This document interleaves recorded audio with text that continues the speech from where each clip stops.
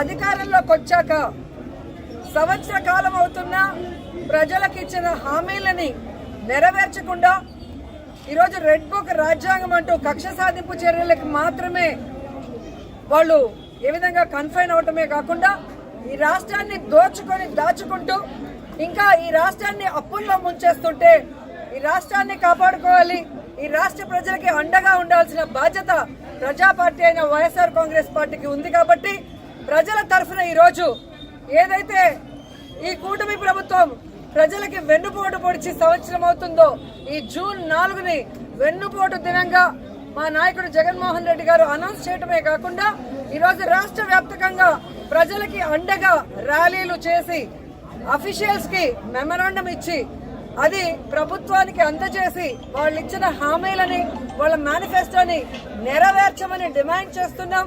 అవి నెరవేర్చకపోతే వదిలే ప్రసక్తి లేదు అని కూడా ఈ సందర్భంగా హెచ్చరిస్తున్నాం.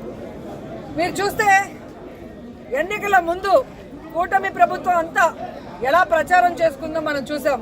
ముఖ్యంగా తెలుగుదేశం పార్టీ వాళ్ళైతే వచ్చేది బాబే, ఇచ్చేది బాబే. ఏమొచ్చిందయ్యా? మీకైతే పదవులు వచ్చాయి, బాబేవో వచ్చి ముఖ్యమంత్రిగా కూర్చున్నాడు. కానీ ఈ రాష్ట్ర ప్రజలకు ఏమిచ్చాడు అంటే చేతికి చిప్పిచ్చాడు, మరేమి ఇవ్వలేదనేది రాష్ట్ర ప్రజలు గుర్తించారు. 143 హామీలు ఇచ్చాడు. 143 హామీల్లో విజన్ ఉంది, విస్తరాకులు కట్టుంది, అనుభవం ఉందని చెప్పుకునే చంద్రబాబు నాయుడు మొదటి 6 అయినా చేశాడా అని నేను అడుగుతున్నాను.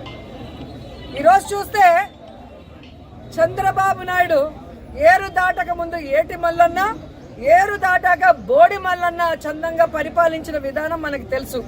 కానీ ఈ రాష్ట్ర ప్రజలు ఎలా నమ్మి మోసపోయారు, అలాగే ఈవీఎంలతో వీళ్ళు ఎలా మ్యానిపులేట్ చేసి ఈరోజు 60,000 90,000 అంటూ అసలు ప్రజలు ఓట్లేని నాయకులంతా గాల్లో గెలిచిపోయిన గాలిగాళ్లే ఎక్కువగా ఉన్నారు ఈ రాష్ట్రంలో.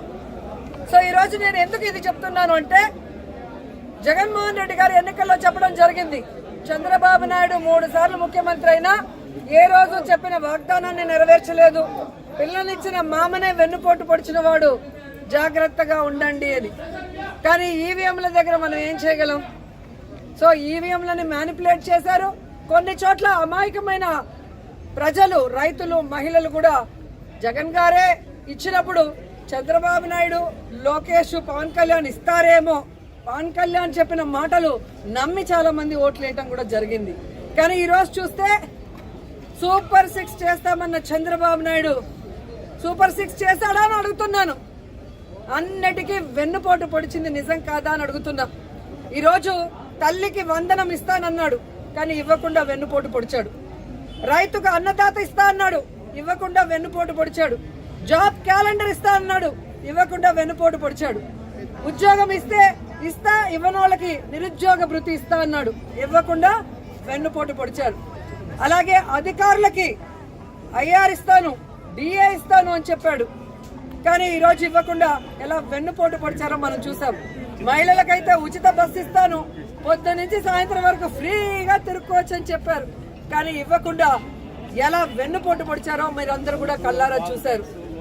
ఈరోజు ఒక్కరికి కూడా ఒక సెంటు భూమి గాని, ఒక ఇల్లు గాని కట్టించకుండా ఎలా వెన్నుపోటు పొడిచాడో మీరందరూ కూడా కళ్ళారా చూస్తున్నారు. సో వెన్నుపోటు అంటే చంద్రబాబు నాయుడు, చంద్రబాబు నాయుడు అంటే వెన్నుపోటు. ఇది ఈరోజు ప్రజలు తెలుసుకున్నారు, వాళ్ళకి జరిగిన నష్టాన్ని వాళ్ళు తెలుసుకున్నారు. ఎప్పుడెప్పుడు ఎన్నికలు పెడితే జగన్మోహన్ రెడ్డి గారికి ఓటేసి మళ్ళీ ముఖ్యమంత్రిని చేసుకోవాలని ఎదురు చూస్తున్నారు అన్న దాంట్లో ఎటువంటి అతిశయోక్తి లేదని కూడా తెలియజేసుకుంటున్నా.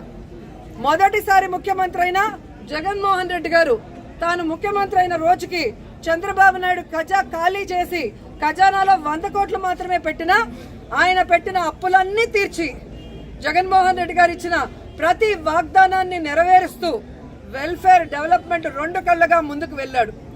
జగనన్న దిగిపోయే రోజుకి 7,000 కోట్ల రూపాయలని ఖజానాలో పెడితే సిగ్గులేని కూటమి ప్రభుత్వ నాయకులు ఈ రోజు ఖజానా ఖాళీగా ఉంది, ఖజానాలో ఏమీ లేదు, ఏం చేయాలో అర్థం కాలేదు అని చెప్పి ఏ విధంగా మొసలి కన్నీళ్లు కారుస్తున్నారో మీ అందరూ చూస్తున్నారు. మరి మొదటిసారి ముఖ్యమంత్రి అయిన వ్యక్తి, వయసులో చిన్నవాడైన జగన్మోహన్ రెడ్డి గారు సంపద సృష్టించి ప్రజలకిచ్చిన మేనిఫెస్టోని ఎలా నెరవేర్చాడు, ఈ రాష్ట్రాన్ని అభివృద్ధి వైపుకి ఎలా నడిపించాడు, మెడికల్ కాలేజీలు ఎలా కట్టాడు, పిహెచ్సిల్ని ఎలా కట్టించాడు, స్కూల్స్ని ఎలా రెనోవేట్ చేశాడు, ఈరోజు టెంపుల్స్ ఎలా కట్టించాడు, రోడ్లు ఎలా వేశాడు, చెప్పుకుంటూ పోతే హార్బర్లు ఎలా కట్టారు.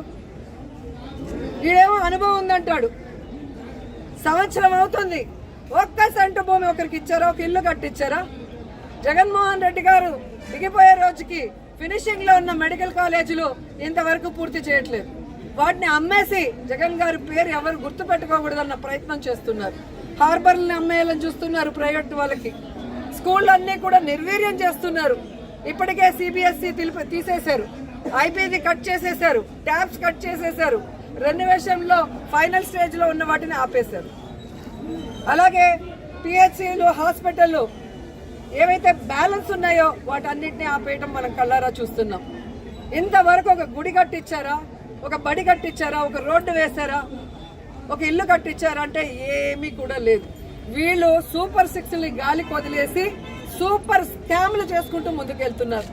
ఈరోజు ఈ రాష్ట్రంలో చూస్తే బెల్ట్ షాపులు, పర్మిట్ రూములు ఇబ్బడి ముబ్బడిగా ఇచ్చి మద్యంతో ఎలా దోచుకుంటున్నారు. ఖజానా బొక్కబట్టారు. ఈరోజు కూటమి ప్రభుత్వ జోబీలు మాత్రం ఫిల్ అవుతున్నాయి మద్యంతో. అలాగే ఇసుక మాఫియా, ఉర్సా భూముల mafia, ganja mafia, drugs mafia, ఈ విధంగా ఇష్టానికి తయారయ్యారు. పోలీసులు ఎలా తయారయ్యారంటే రెడ్ బుక్ రాజ్యాంగానికి కాపలా కాస్తున్నారు.